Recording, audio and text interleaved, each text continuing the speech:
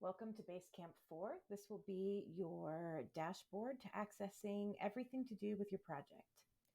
Here you will have a message board, just like we always have, where you can start or respond to threads involving your project. Here you can have more informal chats um, for instant messaging about things that don't need to be documented in a thread. If you just have a quick question or want to drop some quick information, you can add it right here and we'll be able to chat with you in real time.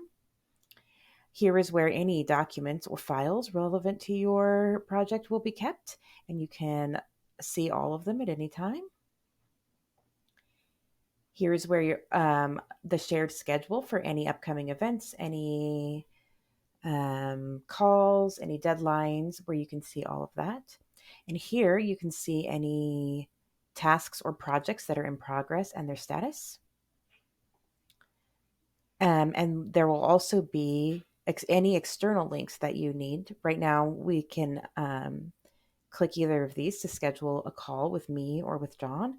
But depending on the nature of your project, there may also be additional external links that you can click to access assets for your project or timelines or anything else that may be relevant to your project. We will keep all of those external links here in their own little tile.